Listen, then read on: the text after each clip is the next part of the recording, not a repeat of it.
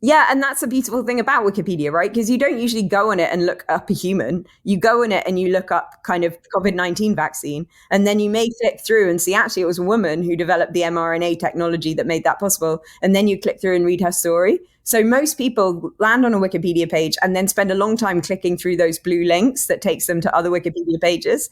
There's actually loads of fun games you can play on it. I think no matter what page you start on, you'll always be able to get to philosophy. Hello, everyone. It's Christine Marie Mason, your host for the Rose Woman podcast on love and liberation. Sometimes liberation takes many forms, like the form where you're free to do your best work in the world, the kind that embraces your essence and your dharmic purpose, regardless of whether you're born into a male body or a female body, or what age you are, or what color your skin is, etc.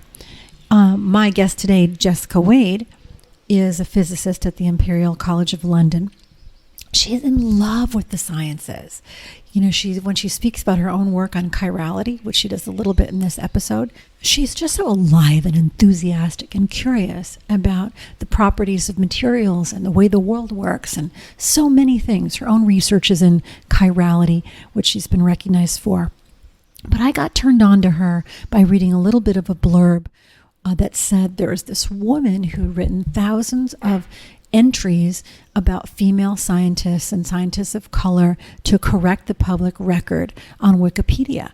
And in turn, she had prompted others to join in and has resulted in 10,000 plus entries that basically retell history and really call out all of the omitted entries of who discovered what and who was responsible for some of the advances in sciences that we formerly thought were credited to only men.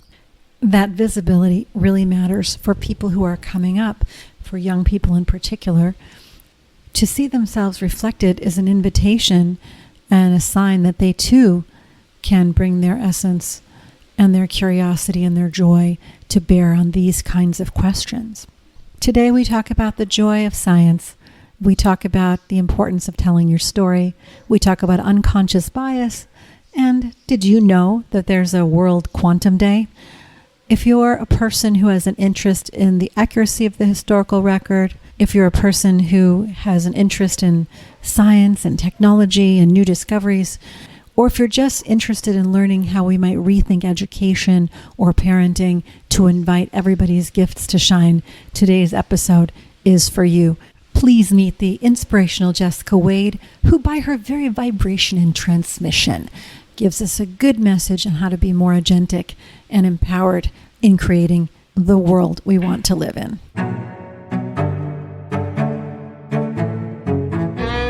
What was your first awakening to the magic of science and physics? And when did you know, and how did you know that this was going to be your path? I mean, I grew up in a family of medicine. So my parents are both doctors. My mum is one of 6 brothers and sisters. My dad's one of 5. Both of their dads were doctors. Both of their mums trained in medicine, but never practiced because they had such big families. So I've always grown up in this kind of world where science and like understanding is cool. And also you kind of have this social responsibility. I felt that really strongly through my life, that we should be doing something that helps other people. I don't know at what point I decided I wasn't going to do medicine. My brother did end up doing medicine and is now also a neurologist like my dad. But I had an amazing physics teacher at high school, a woman called Dr. Dorothy Woolgate. You can call your teachers by their first names when you finish school. So I had really amazing science teachers, but I also had really amazing arts teachers. So actually after school, I went to art school for a year before doing physics. But actually, I think that physics was a subject to me that I didn't think I probably could do enough justice to by trying to learn it on my own. You know, I think with art, you can walk around an art gallery and you can read art history books and you can go and spend 6 months in Italy and you can kind of immerse yourself in it and feel really part of that world. Whereas I thought physics would be harder. And I loved physics and I loved chemistry. And then I decided that I'd study physics, and then somehow during that managed to do a PhD that combined kind of physics and chemistry, and then realized that academia had all of this huge, immense promise to give huge opportunity to new students and huge discoveries and breakthroughs for the world. But it wasn't it wasn't serving that, it wasn't representing the people who were academics, weren't representing the society that we were trying to serve.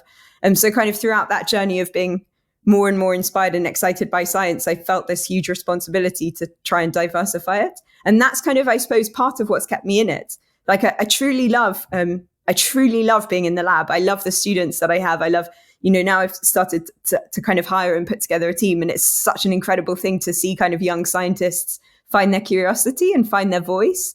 But also I feel like if we're going to make academia and scientific research the most impactful, the most kind of transformative, the most exciting that it can be, we really need to diversify who gets to do it.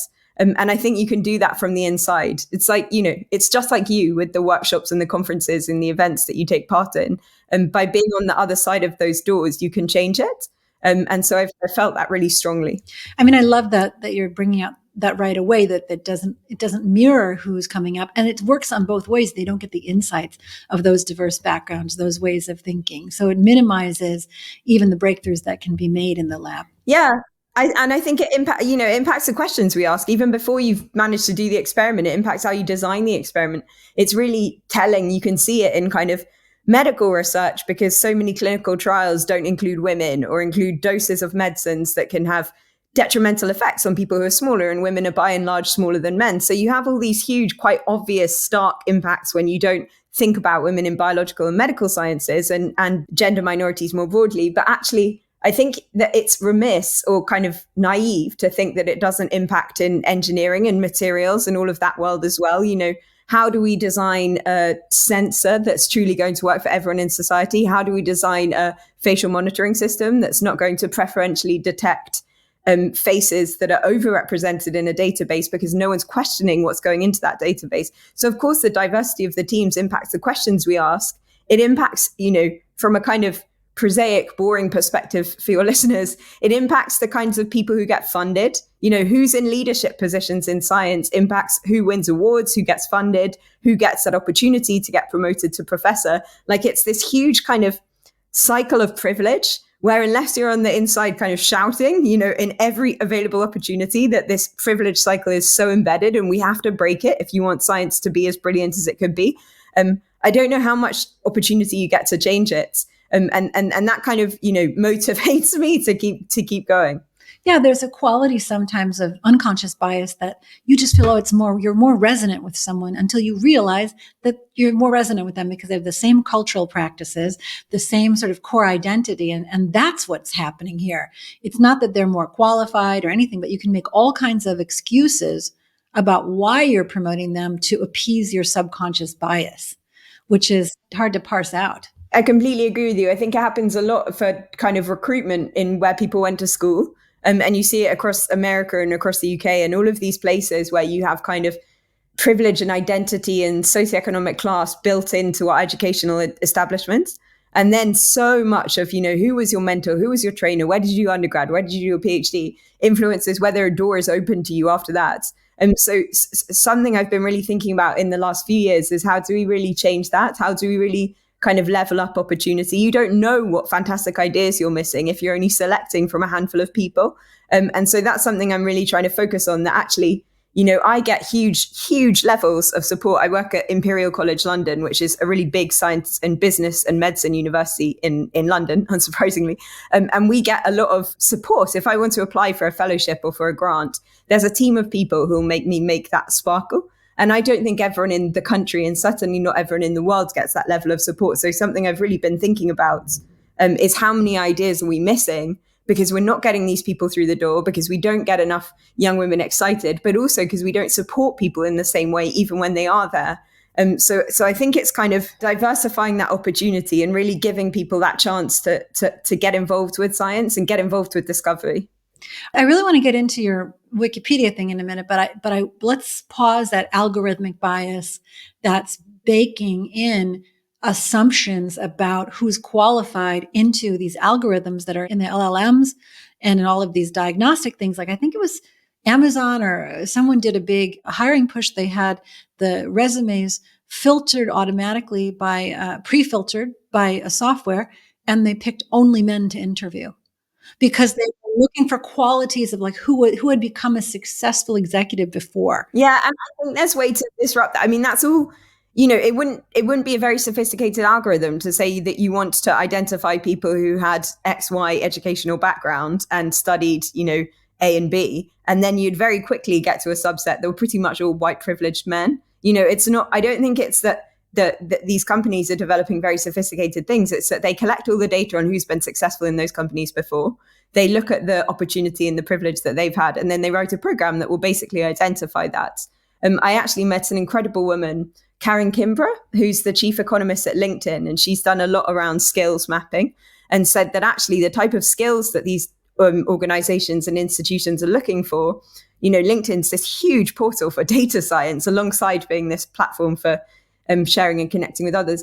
But the type of skills that employers are looking for basically maps onto the type of ways that men describe themselves on their resumes, and that women not only aren't studying these subjects like physics and computer science that open these doors, but then actually in our keywords and our descriptors that we use for ourselves, we're kind of ruling ourselves out of these types of jobs, even if they're just going for those kind of really primitive ways of characterizing someone.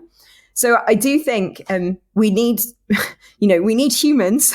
We need humans to be involved with these decision-making processes. But actually, bigger than that, it comes back to what you said before about unconscious bias. We need people who are trained to recognize that actually it's that unconscious part of them that looks for people like them, or looks for people that they've seen or think will be successful before, that's trying to choose for that again. And actually, that doesn't always generate the best recruitment. It doesn't always generate the best leader. We won't go into politics in this year of global democracy, but I feel like in the UK, you have a great example of this. Like our parliament is pretty much made up of men who went to not only the same university, but the same school. And they've got themselves into a complete mess because none of them have the expertise to properly lead a country of completely different aspirations and economic perspectives and societal needs. So I truly think we need people to better understand bias. We need people to fully appreciate the fact that, even when you've had this training in bias, you actually have to come on board with the idea that people who haven't had the privilege you've had may turn out to be brilliant one day. And then after that, you have to change the way that we do recruitment and give people more opportunity. And maybe, and I know it's not the topic of this podcast, but change our educational institutions, change the way we teach people around projects and global challenges and societal issues, teach people around climate change and gender inequality and the fact that so much racial segregation still goes on in countries that call themselves developed countries. Teach them around those problems and get them to learn maths and physics and chemistry and economics and politics around that. And then generate a new kind of generation of leaders who are ready to take on those challenges. Because at the moment, I think our school system, our educational system works really well for one subset of people. And that subset of people are over-celebrated and over-honored and over-opportunitied. It also is backward-looking, versus having you identify a vision for the future and then be magnetized toward it. It's so backward-looking. I don't know if you ever do any work with school students as part of what you do, but whenever you go into a high school, I go into a lot of schools to talk about science. And every time you go in, I'm kind of struck by how nothing has changed in 20 years. There's still like the staff room. They still have maths for an hour and then physics for an hour and then history for an hour. They're still pretty much learning the same curriculum. And I feel like the last 20 years have seen the quickest pace of change of the world that ever before. Social media and the internet gives you access to so many people and ideas and cultures. And yet we're still teaching in this really prosaic, out of date way. And I think doing a disservice to the young people who are kind of coming into this kind of messy world and trying to fix it. And also sort of doing a disservice to your lifelong capacity to continue to learn, grow. It's sort of like relegated that learning is in this particular period when you're dictated to what you're supposed to learn versus what you've cultivated is this incredible curiosity to carry throughout your life. I will guarantee that you'll be 80 years old and still on fire with asking some sort of questions about what's next. And so that's what comes when you walk into the classroom. You say, I am working on taking people to space, or whatever it is that's exciting. I completely agree with you. And I think actually that we certainly in the UK and a little bit in the US, but globally, we make people make decisions really early. We make people choose their pathway really early. In the UK, by the age of 15, you've pretty much chosen the subjects that will define you for the rest of your life. If you want to be a doctor, you have to know by 15. If you want to be an engineer, you have to know by 15. And that just rules out so many things changing or shifting, or you becoming fascinated by a technology or a practice or an artistic style. And so I really think there's a lot in what you said around kind of lifelong learning and opportunity. We've actually set up a new institute at Imperial on lifelong learning. And it's to say, we have these extraordinary academics who are so excited about what they're doing. And we can't just distribute that to 20-year-olds, right? We need the whole world to be excited about these technologies and these new medicines and all of these new medical imaging techniques that we're creating. So let's educate everyone. And I'm really excited about that. I find that kind of partly links to the Wikipedia, but I find that kind of democratization of knowledge and sharing these huge, immense, great things that we're learning and working on such an awesome part of my job. So when I was coming up, the only woman scientist I knew was Marie Curie, right? I didn't think there were any others. I thought that she was like the only one. No, I knew that there probably were more. Your work, I mean, how many now? It says in the last entry, it says 2,100 bios you've written. Yeah, maybe about 2,200 or close to that. 2,100, 2,200. I became a lecturer. So in October, I got appointed to faculty and got this really shiny research fellowship. And so my productivity of Wikipedia pages that was one a day went to about 3 a week. And I felt so guilty. I was like, I'm not doing my justice for society. You need some apprentices. Well, no, actually, yeah, you're right. The kind of multiply. Yeah, but I don't count the ones that everyone else has made. I actually... Okay. Let's change this and be men. Okay. Yeah, I made 2,200 and probably inspired tens of thousands more people. I am indirectly responsible for 10,000. Yeah, directly responsible. But no, it's been incredible. I started this at the beginning of 2018. I watched that incredible movie, Hidden Figures. Uh-huh. I also went on this amazing tour with the State Department. So the US State Department, after Hidden Figures came out, did a kind of international visitor leadership program, an IVLP, where they selected 50 women scientists from 50 countries and took us all around America. And I was the UK, but there was someone from Mongolia, someone from Nigeria, someone from Guatemala. And I was like by far the most boring person on this trip because the UK is probably most similar to the US out of all of these countries. But I learned so much and everyone I was with was so inspiring. And we went to all of these American academic institutions and scientific societies and met such sensational people. And every single time I met them, I'd Google them. And every single time it was a woman or a person of color, they wouldn't be on Wikipedia. So kind of, I didn't quite know about how biased Wikipedia was. I didn't actually know at the time that you could contribute to Wikipedia. But I really started thinking about how it was such an important educational resource, for people who don't have access to printed materials and textbooks and things like that, for people particularly in the global South. But also on kind of giving someone the recognition, giving someone the kind of celebration, making someone kind of legitimized in the eyes of whoever goes to that search engine, because there's a kind of credibility that comes with being on Wikipedia. That person is important enough that they're on this encyclopedia. So at the beginning of 2018, I started really mass editing this site and writing in these Wikipedia biographies of women scientists and scientists of color. Without anyone really caring for about half a year, I was like sending them to my brother and my mum and my dad, like, oh my gosh, look at this cool mathematician. Or my dad would send me his like colleague in neurology and I'd write her up.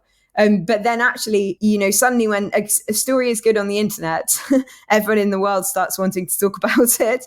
So then I had to talk to a bunch of people about it. And actually that kind of inspired a new generation of training other people in how to edit. So we do these kind of Wikipedia editathons where you get a bunch of people together kind of online or offline. So it can be in person or with a bunch of laptops, or it can be on Zoom. And you talk about, inequality, structural inequality, this kind of privilege cycle that I spoke about before. And then you get them to edit and you get them to see how easy it is to contribute to this huge, huge platform for open knowledge sharing.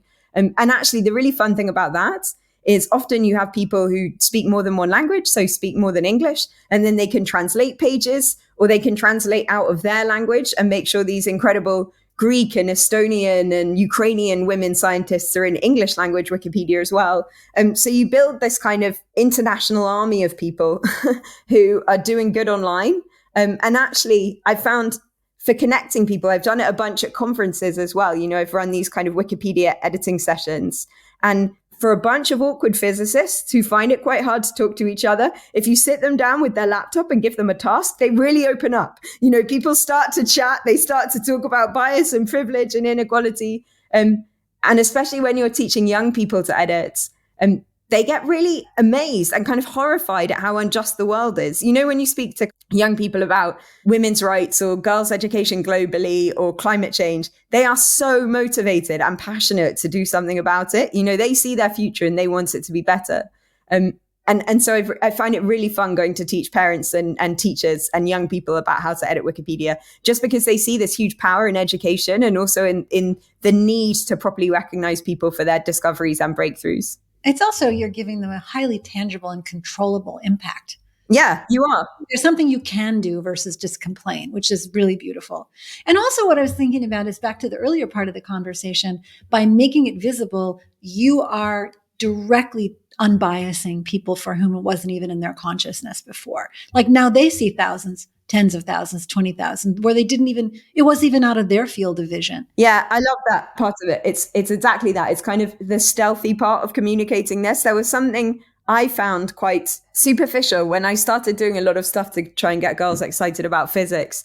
There were all these programs that were like, and I'm sure you have them too, but kind of girls in STEM, or like, let's like pinkify physics, or like, let's take apart a hairdryer. And it was all these incredibly gender stereotyping ways of trying to get girls excited about science.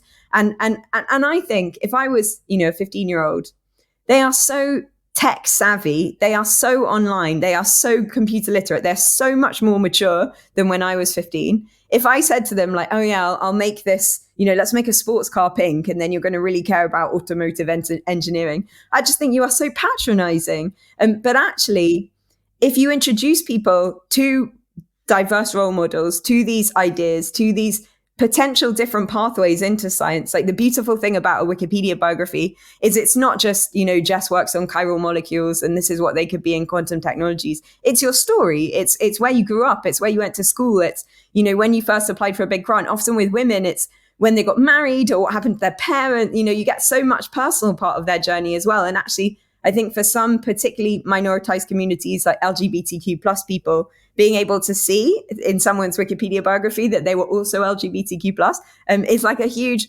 I'm welcome here too, So actually, I love that people go on Wikipedia, are reading a page about a type of coral, and then go through that page about whatever their interest is and use that to get to and find these incredible women in their biographies. So it's kind of stealthy communication of science that I really like as well. So it's cross-referencing, not just creating their profile, but also cross-referencing it into other documents of that particular field of study. Yeah, and that's a beautiful thing about Wikipedia, right? Because you don't usually go on it and look up a human. You go on it and you look up kind of COVID-19 vaccine, and then you may click through and see actually it was a woman who developed the mRNA technology that made that possible. And then you click through and read her story. So most people land on a Wikipedia page and then spend a long time clicking through those blue links that takes them to other Wikipedia pages. There's actually loads of fun games you can play on it. I think no matter what page you start on, you'll always be able to get to philosophy. So there's a journey on Wikipedia. And actually the other kind of beautiful thing about it that you mentioned before is this kind of, you can really quickly see your impact. Like you can see how many people go on a page. You can actually pull out data from Wikipedia on how long people stay on a page, on if a Wikipedia page has a photo. So not only are women underrepresented on Wikipedia, but their biographies don't usually have images on them because it's harder to find open source images of these women because there are just fewer who are in the public domain and celebrated in the way that men are. If a Wikipedia biography doesn't have a photograph on it, then people's attention span is less, like they spend less time on that page. So actually part of it too has to be in uploading photographs and images of women to try and get these stories on. And making them Creative Commons or making them open source. And that's a kind of incredible thing. Any photo that's taken by any US government entity, so NASA, DOE, whatever, they're all owned, but they all have the right Creative Commons licenses. So you can use all of those photos. If the scientist is still alive, you can write to them and say, will you upload a selfie or something like that? So there are ways to get the images on. It's actually why, often you go on like a pop star's Wikipedia page or a politician's Wikipedia page, and there's a really weird photo of them. And that's because that's the only one that has the right license to be on Wikipedia. I think it would actually be a huge service if everyone who is notable just took, 1 minute to upload a photo they like of themselves onto Wiki Commons. because then everyone can use it, and you've put it into a domain where everyone can use it in not only on Wikipedia, but in all of their teaching materials and things like that. Interesting. That they wouldn't be some like weird shadowy rock star picture. Great. Yeah. So what were your biggest surprises as you started writing these biographies, other than like, hey, Dad, here's a cool maths discovery? Like, what moved you the most? Well, I started writing, I did physics, and I was working so much on trying to get more women in physics. I started primarily writing about women physicists, and primarily ones in the UK.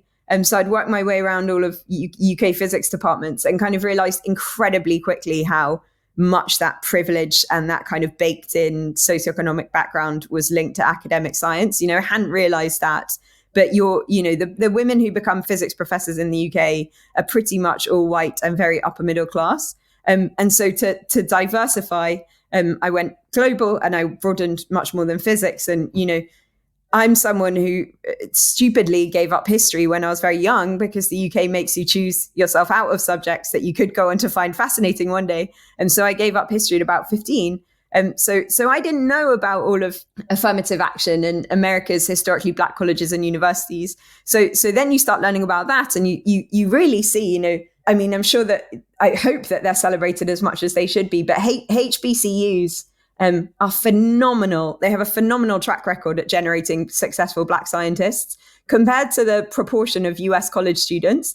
The proportion of Black students who are in historically Black colleges and universities is relatively small. There's more in the pool of normal colleges and universities. But actually, they over-generate scientists and engineers. So HBCUs are incredibly effective ways of getting kind of world-leading scientists and engineers because of that sense of belonging, because of that fantastic tuition, because you really feel like you could become part of this, that, being surrounded by people who look like you and respect you is important. And I found that such a testament to why we have to change our institutions to make them include and celebrate and truly do that equality, diversity, and inclusion, truly do that equity and that inclusion part.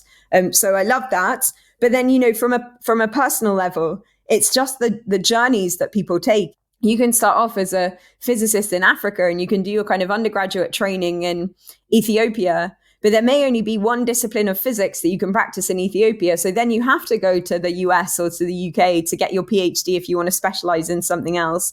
And then beyond that, maybe you get a grant and you build a lab, and then you come back and you set up an institute in Africa. Those kind of like meandering career pathways I find really, really fascinating. You mentioned that the only scientist you knew growing up was Marie Curie, and there's another one that everyone in the UK knows, who's Rosalind Franklin, who did the structure of DNA. So she was one of these kind of X-ray crystallographers. She worked alongside two men, both of whom went on to win the Nobel Prize for her discovery. But actually, there were a lot of women X-ray crystallographers at the time in the mid-1900s. Women weren't formally allowed to go to university or hold academic positions in lots of places. So they were kind of welcomed in to do this seemingly boring work of kind of pattern recognition in X-ray images, or X-ray scattering patterns, I should call them. My boss would kill me for calling it an image. But because of the way they'd been educated, because of the way that girls' education was at the time, which was so much about patterns and kind of logic, they had this incredible ability to see structures and shapes out of these kind of 2D representations. So you had a generation of X-ray crystallographers, of whom Rosalind Franklin was one. Dorothy Hodgkin was one. There was another phenomenal woman called June Lindsay, who were technically brilliant. And also really their talents were recognized by their male colleagues. You had Watson and Crick, who won the Nobel Prize completely wrongly. But then you had another kind of titan of this technique, who's someone called William Bragg. And there's so much kind of digitized correspondence between him and these sensational women, where he's really trying to get them jobs and promote them and hire them and, come down to the lab and we'll find some way to look after the kids. You have this kind of incredibly human side of science as well, even in scientists of the past. And, those little parts of learning about history, seeing how stark this inequality is, even in 2024, seeing, how much more work we have to do. But then finding these extraordinary pockets of just like good behavior in places where you don't expect. Allyship In the Victorian times. And meritocracy, sort of like where it really did work. Yeah, and we're going to do this because they're the right people, because it's the right person to do that job. It's really inspiring. Yeah. There was one piece that I read where you were trying to get some entries up and you couldn't because the only place that referenced the women's work was on their corporate websites, and that wasn't a valid source. And that by not getting some independent PR for your work, you might not even be eligible for putting your entry up on Wikipedia. Can you, and sort of that feels to me related to this issue of the willingness to be like, oh, it's just about the work for me. I don't really need recognition. My male colleague can take the recognition. I'm just going to keep doing what I love, which I've heard from women in a lot of fields over the last few years.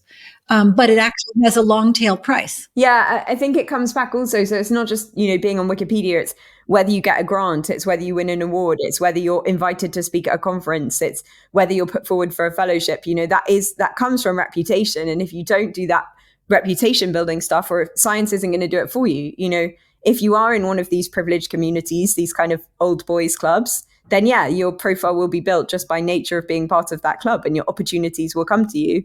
But actually, if you don't have a cheerleading squad around you who are willing to, put the work in and put you forward for things and nominate you for things and write a good press release when your science paper comes out, it's harder to get that recognition that you don't only need to, do justice to yourself, but you also need, because the world needs to see that these incredible women are doing these incredible things. And the world needs your work. Yeah. And it's not just a case of getting women to promote themselves more, because I understand fully why, if you've been brought up in a world that tells you to be kind of demure and shy and hold back and put your brother first or whatever, then you wouldn't want to do that. So it's not completely not their fault. And I also understand that idea that you just want to get your head down and do the best science possible.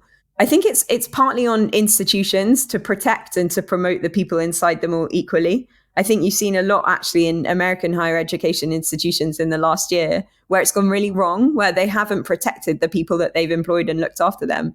And I think globally, we could definitely do more to tell the stories of women academics, to make sure that when you're putting together a science radio show or television show or whatever, you're getting women's voices on, you're getting their perspectives to be heard, because actually then you get access to this completely different type of science as discussed. But also you change public perception of who is and isn't a scientist. And particularly in some areas, we started by speaking about algorithmic bias.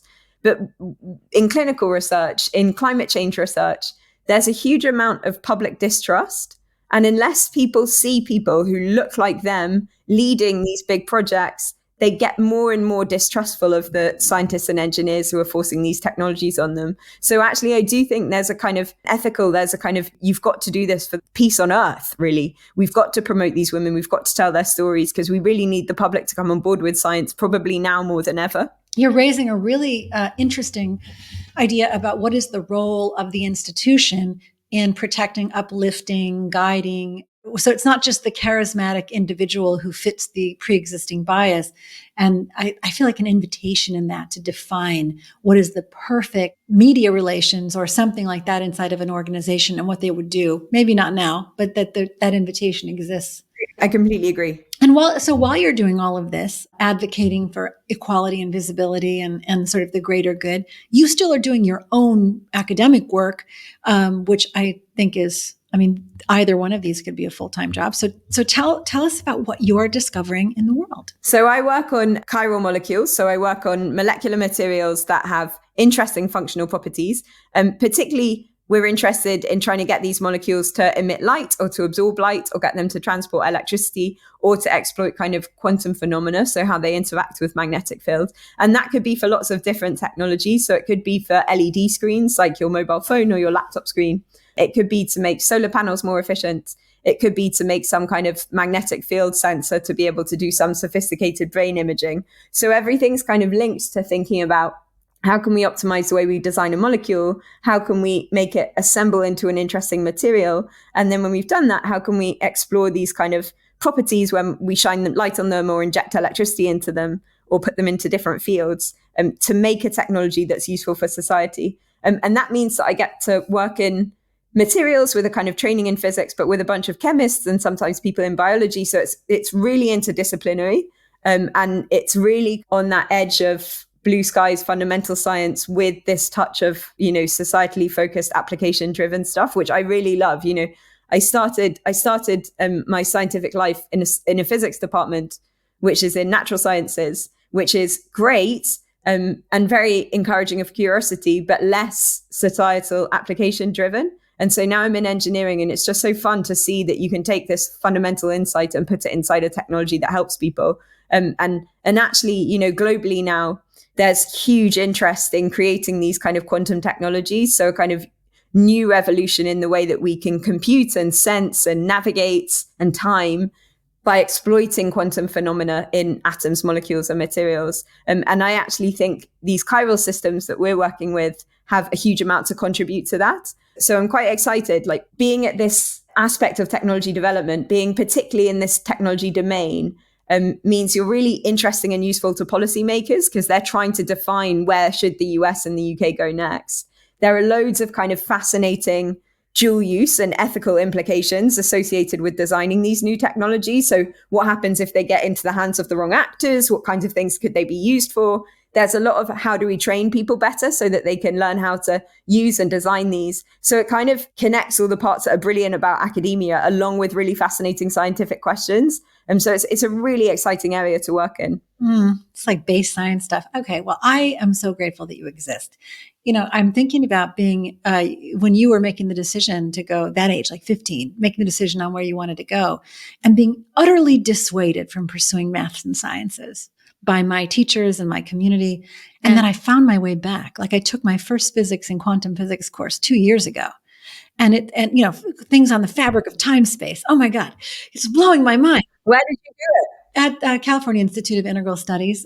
That's so cool. It's so cool. And I did one on like a whole big research piece on photon avalanches. Yeah, photons are great. And, just like going into the biology and the alkaloids in plants and synthesize, how do you synthesize a molecule and how do you make a medicine? I mean, it is such a vast and beautiful world. Yeah. Like, and how could you be dissuaded from asking fundamental questions about the nature of reality? I mean, the seed is like the ultimate nanotechnology. Yeah.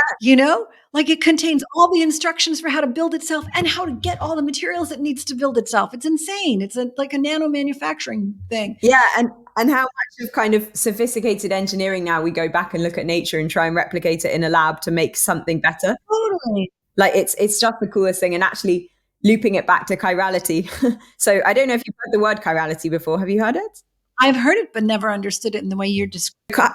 Chiral objects, your hands are perfect examples. Your hands are non-superimposable mirror images of each other. So if you put your hands together palm to palm, then they're mirror images. But if you put one on top of the other, then they're not. So you have a kind of a left hand and a right hand. And actually, we see that handedness in lots and lots of different things in nature and in the human-made world. So we see it in electrons and in photons. You have left and right-handed photons. You have up and down electrons. We see it in lots of molecules. So in proteins, we see it in DNA. DNA is always right-handed. Proteins are always left-handed. And then we see it in big objects, in kind of spiral galaxies. We see it in lots of plants that will twist in this spiral way, so clockwise or anti-clockwise. So chirality is a kind of design principle that in biology has given you lots of functionality. So there's a reason that DNA is all right-handed. And that's because the only way that humans or life can exist is to have right-handed DNA. If you made DNA, you'd make half left-handed and half right-handed. You couldn't build a human that existed on left-handed DNA. It would die. So the only way we work is to have this right-handed DNA. The only way the world works is to have left-handed proteins. So chirality is this massively fundamental design rule that you have to think about when you're designing drugs and designing medicines and designing fragrances. And then our big technology question is, what about if we thought about chirality when we were designing materials as well? So it kind of links it. It's this kind of that incredible, pure, we actually have no idea why life has chosen these particular chiralities. Like that is such a massive fundamental question. And then beyond that, how can we exploit that to make some technology better? Does the existence of a right-handed DNA in humans imply that there is a left-handed something else that it's marrying to in its field? Well, so DNA is made up of sugars. Sugars are all right-handed. So there's like building blocks are right-handed. So they go into it to make this. in some systems where you have like a receptor and some kind of activator, like if you have a drug that's going into a bioreceptor, there you do have this kind of lock and key. You have to think about the handedness of your receptor and the handedness of your medicine, which actually at school you were introduced to it maybe through thalidomide, which was a drug they gave to pregnant women to ease morning sickness. And then they got birth defects. And they got super ill because one-handedness of the drug was incredibly dangerous, but they didn't know at the time. So if they only had the good-handedness, it would have been okay. But actually, they were giving people a mixture of left and right-handed, and one-handedness was causing them huge damage. And it wasn't quite as easy as separating it because this particular drug, as soon as you took it, would go back into being 50-50 again. But actually, now we know that, it means that all our drugs are designed really carefully thinking about the chirality. Lots and lots of medicines people take for neurological conditions and antidepressants and pain relief are one-handedness, and they're really carefully made like that. So we do think about it. We do think about it as that kind of design rule in chemistry. Whether life on another planet somewhere else could exist in another handedness, I have absolutely no idea. I do know that there's been lots of missions to space to try and collect kind of DNA and sugars and things like that from comets. And every time they bring them back, they have exactly the same handedness as we do. So there's some proposals that actually, and this gets a bit kind of zany even for me, but it's twisted light in distant galaxies that kind of hits these proteins and these biomolecules. And because that light is twisted, it knocks out one-handedness of these, and then you over-generate the other one. So there's lots of people trying to work on explaining it. I love that explanation. I don't find it zany at all. It fits exactly with like ancient Shaivist consciousness studies in South India. It fits perfectly for me. I don't have any dissonance around that. I have one other question around that. So those of us who weren't trained in science, we love to take scientific principles and turn them into poetry. How do you feel about that? Like the photon avalanche thing, we turned into a whole thing about like how change happens in society. I love it. So we just celebrated Quantum Day at Imperial. Quantum Day is celebrated internationally on the 14th of April because Planck's constant. Oh, come on! Which is a really important thing for quantum physics is 4.14 times 10 to the minus 15 electron volt seconds. At Quantum Day, we had a quantum meditation. I made loads of quantum cocktails that were all kind of puns. So it was like spin and tonic. It was also funny. That's very academic humor. It was so great. And then we had a meditation where we'd written a whole script that was like, you are in a superposition of everything you are and everything that you could be, because superposition is really important in quantum. And you're entangled and you're tunneling. And then we made a soundscape that was all like sounds from the lab, like, vacuum pumps and lasers turning on. But we made it into like a half an hour piece of music. So it was exactly what you're saying, that we need to make it beautiful. We need to make art from it. Actually, we won't have time to talk about it, but a few years ago, I wrote a children's book. So I wrote a kind of kids picture book about nanoscience, which is absolutely beautiful, perfectly illustrated introduction to material science, chemistry, and nanoscience. I wrote the words, and this beautiful children's book illustrator called Melissa Castrion did the images. And that's really been, so much of what I work with and think about is kind of beautiful patterns or structures or amazing shapes, which lends itself really nicely to art, and particularly in communicating with children. So yeah, whether it's poetry or meditation sessions or like picture books, I think science is, well, obviously inherently incredibly creative in the same way that art is incredibly scientific. But I think more than that, I think it is art, and we shouldn't be afraid of bringing the two together. It's revelatory art. Well, I love this. And if anybody is inspired to join one of your entry-a-thons, what did you call it? Editathons. I like entry-a-thons, though. That sounds like you're trying to queue up for a Taylor Swift concert or something. And everybody get behind the velvet rope. Are you still doing them, or would you suggest they sort of self-organize ones in their own area? No, I mean, they can reach out to me, and I'm definitely happy to coordinate one. I'm actually going to a few places in Chicago next week to talk about it, a few different universities, which I'm quite excited about. But yeah, I'm obviously really happy to talk to people how to do it. You can just go on your favorite search engine and look one up in your local area. The easiest way to edit Wikipedia is to just press edit. It's like an office formatting suite when you start. It's incredibly easy and intuitive. So don't be afraid. If you see something that's incorrect or out of date or grammatically terrible, just make the internet a little bit better. because we all have a responsibility. You use Wikipedia. You should also be giving either financially or giving your time to make it better. Appreciate that so much. I can remember coming up in my career when I was doing technology companies and looking up above me and not seeing anyone who looked like me, and then deciding that the only way to make it would be to go independent and be the boss. If I had seen someone who looked like me, I probably would have stayed. And I'm sort of thinking about the young girls now, or people of color now, who are looking up and they still might not see the representation. So how would you guide them into sort of following their essence and having the confidence to jump anyway? I would want to show them other people who have been in their journey, who've been, similar to them, grown up in the same area, excited by the same things, love the same music, love the same art, love going to the same places on the weekend, and show them what they're done with science, engineering, or maths, showed them how incredibly useful and exciting these subjects were for the world, and also talk them through, I wouldn't want to belittle or patronize young people. I think I want to tell them we have these massive challenges that society has to face. We've got a climate to save. We've got clean drinking water to take to the whole population. We've got education to sort out. And actually, I think all of these global challenges, these sustainable development goals of the UN, will be answered and addressed by science and engineering. And you've got to get on board with that journey because it will be the most phenomenal, exciting opportunity that you have. So I'd show them exciting people. And I'd tell them how exciting their lives would be if they managed to jump on board this scientific ship. And meaningful. Impactful, legacy building, world changing. Yeah. I want to see this children's book, so I'm going to get that.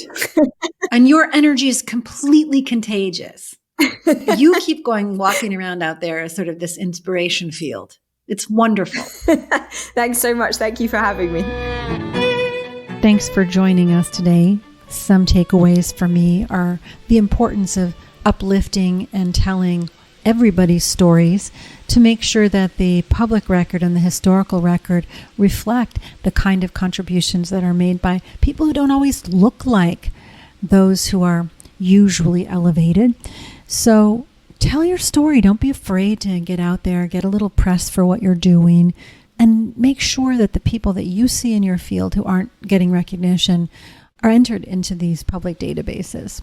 I'm also reminded to be committed to rooting out any unconscious biases that I have so that I'm not deprived of the immense, diverse possibility and wonder that comes from seeing a lot of different perspectives that are outside of what we're generally shown. I'm also going to take Jessica up on her invitation to reimagine education and how we can be pulled into a more forward-looking way of training ourselves and our children to deal with a rapid, chaotic, uncertain world, that we're grounded in our own interiority, in our own being, that we know we're safe inside of ourselves, and we have all kinds of skills to learn, adapt, and adjust, and to integrate all of these emerging technologies with grace and clarity. I'd like to make a couple of personal announcements before we close today. You might notice that I put up 4 bonus episodes, which are mini meditations. I'm going to drop those once a quarter and begin to include more of my live teachings and classes. So, for example, next week I'm presenting on the Neo-Gaian Underground, the embodied spirituality that is returning us to Earth. I'm at the Holo Movement Wave in Spain, and then Altered States of Consciousness and Sexuality at the Festival of Consciousness, also in Spain.